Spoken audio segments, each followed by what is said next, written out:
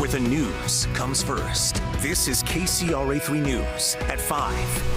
Almost time to go to the polls. We're going to be tracking the California primary and what is at stake for presidential hopefuls. Some statewide races also at stake. Final pitches from candidates hoping to get your vote to fill the Senate seat held by the late Dianne Feinstein. Difficulties on Sierra roadways, the very latest openings and closures as the effort to dig out from some major snow continues. And another headache for a major aircraft maker, the latest lawsuit Boeing faces while trying to ensure the safety of its jets. And we are starting right now with breaking news out of Sacramento, where fire crews have been called to a house fire that engulfed a home. And now arson investigators are on scene and they're beginning their work. This is near Marina Glen Way off Garden Highway in the Willow Creek area. Crews got the call here around 3 a.m. Our Melanie Wingo's been there for some time now. She joins us with the very latest. Good morning. Yeah, we're up close to where this fire burned, and take a look behind me. You can see there is just a shell of what was a home out here. And we want to get to some video that we shot just a short time ago. So take a look. This is what fire crews were dealing with when we first arrived. They tell us they got out here to this home around 3 o'clock this morning. The home was fully engulfed in flames. They say they attacked it right away, and it didn't spread to any nearby homes, although there was another structure on the property that they tell us was damaged. Now, according to Sacramento Fire, this is a home that's been vacant for quite some time. The home is considered a total loss, burning totally to the ground, according to Sacramento Fire. There was no electricity or gas to this home, and again, nobody lived there, so fire crews say at this point they are calling this a suspicious fire. They say it was human caused. But the good part in all of this, no one was hurt. No fire crews were hurt in the course of them trying to battle it. But this fire is under investigation this morning. And back out here live, as you can see, the home, if you just walked up to it, there's nothing left out here other than just a burned shell. So obviously, this is something that fire crews are going to be looking into, trying to determine the exact cause of the fire. They say it was a good thing that there has been recent rains, making the ground saturated and damp so that it did not spread through nearby grasses. Reporting live in the South Natomas area, Melanie Wingo, KCRA 3 News. All right, Melanie, thank you. We will continue to follow this developing story throughout the morning. Be sure to stay updated through the KCRA 3 app. You can download it, and you make sure you turn on push alerts to get information sent wherever you may be. All right, let's talk weather now. 5:02 as we check in with Tamara. Yeah, and for your election day, we're looking at mostly cloudy landscape out there. You can see the clouds around this morning, and many areas across Northern California are going to remain dry. So if you're heading out to cast your ballot early or later in the daytime, I think areas like Sacramento, Stockton, and Modesto are likely going to stay dry with this one. But if you're in Yuba City, Marysville, Quincy area, the areas along and north of Interstate 80 in the best seat for seeing a couple of showers possible today, and cooler than average temperatures will continue for your Tuesday. Right now I have a spread of 40s and 50s around the valley. It's 50 right now in Yuba City, but down to 40 this morning for Modesto, tipping down to 39 right now in Placerville, 45 in Auburn, 32 currently in Truckee. Scattered snow showers already popping up on radar in the last 3 hours, but again, you can see how isolated this band of showers is as you go across the western side here of Plumas County. So really roughly from Lake Almanor down into the Bucks Lake area, even LaPorte seeing some very light snow. And we have light rain falling right now from Concow down around Challenge, and those areas will be the areas that are best to see a shower and get some measurable precipitation today. The day ahead for the valley, mostly cloudy. While we might have a sprinkle or two, again, your day is going to be just fine for getting outside. High of 60 around valley spots. Cloudy today, a few showers north and along parts of Interstate 80 in the foothills as we're looking at highs in the mid-50s, and for the Sierra, plan for daytime highs in the upper 30s. Coming up in the next 10 minutes, I'll take you through the changes ahead through the middle and back half of the week.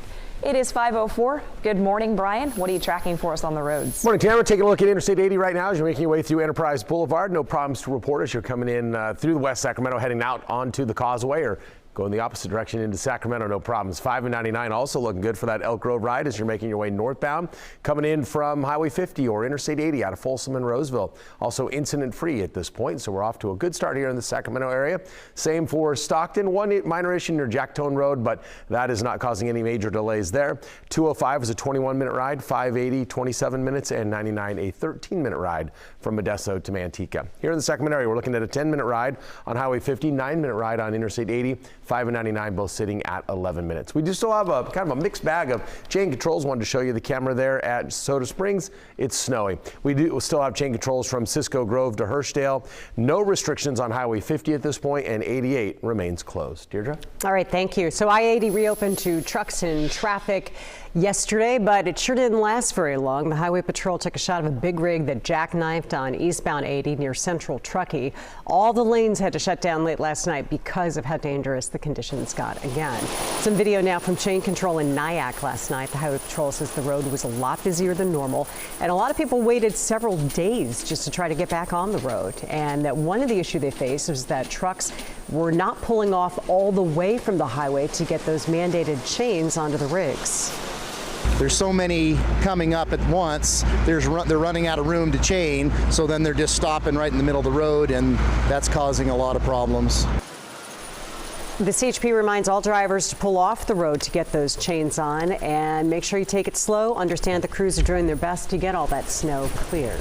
Well, more ski resorts plan to open up now that they've kind of dug out a bit. Video here from web cameras at Palisades Tahoe just yesterday. A lot of people still on the mountain to take advantage of all that freshly fallen snow. Meantime, Sierra Tahoe says they plan to open up part of the resort again after they had crews digging out and making sure conditions were safe for skiers and snowboarders. Easy Rider Express and Rock Garden will open up first. They will try to reopen West Bowl this afternoon, but the eastern side of the resort will stay closed due to safety reasons. Again, it is best to always double check directly with the resort and also check highway conditions before you head up. Now let's go to Commitment 2024 coverage. We're now just a couple of hours away from the polls opening for Election Day. They'll open at 7 and then stay open until 8 o'clock tonight. California is one of 16 states holding elections on a day that could decide the future of the presidential election. Super Tuesday, the largest one-day contest for delegates in the presidential election. KRCA3's Amy Lou joining us in our Washington newsroom. And the results from today, what do we think they would mean for the general election? Yeah, they could have huge ramifications, Deirdre. And again, these are the 16 states that will be holding contests today, moving former President Donald Trump in particular a major step closer to becoming the Republican nominee. From coast to coast, Super Tuesday elections are a pivotal factor in the race for the White House. I think it's a very big day for America. The Supreme Court clearing Trump to earn delegates in all states after a Colorado court said he could not appear on the state's primary ballot. I need you to vote, and I need you to take 10 people with you. With more than a third of all Republican delegates up for grabs, Nikki Haley is hoping to block Trump in so-called winner-take-all states, where a majority vote for Trump awards him all of a state's delegates. She has to at least make sure that Donald Trump doesn't win the state. In terms of winning a state outright, I don't know if she'll be able to do that. Previewing candidate electability on a national scale and passion driving voters. It's all about people who absolutely love him and people who absolutely detest him. And I think that's what's driving turnout. A Republican candidate needs 1,215 delegates in order to clinch the nomination, and Trump is expected to land pretty close to that number after Super Tuesday today. Reporting live from Washington this morning, I'm Amy Lou, KRCA3 News. Amy, thank you. And California, by the way, does have the most delegates at stake today. 424 delegates will be decided in the Democratic presidential primary. Delegates are allocated in proportion to statewide results. The Republican presidential primary has 169 delegates at stake. A candidate could win all 169 delegates if they get more than 50% of the vote. And be sure to join us for extended election night coverage this evening. We will go on the air as the polls and ballot drop boxes close at 8 p.m. Our team will be covering all the big local and statewide races through 11:30. We will also bring you live updates on Spanish or in Spanish on Estrella TV Sacramento and be streaming live on the Very Local app.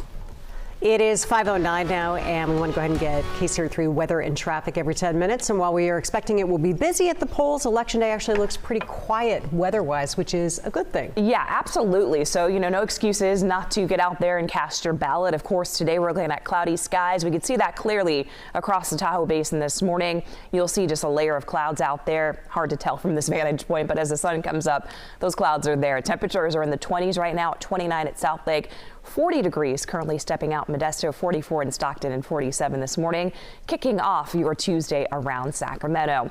Most of our forecast driven by this weather system that's just off the coast of California, and overall, most of the moisture that's moving around it, again, is moving to the north of us. So that's why areas like Marysville, Yuba City, Plumas County, especially Quincy and down and through Truckee, will be the best prime locations to see a couple of showers develop from the morning and through the afternoon and evening. Highs in the mid-30s in Truckee. Lake Tahoe likely to see clouds and a few breaks of sun at 37.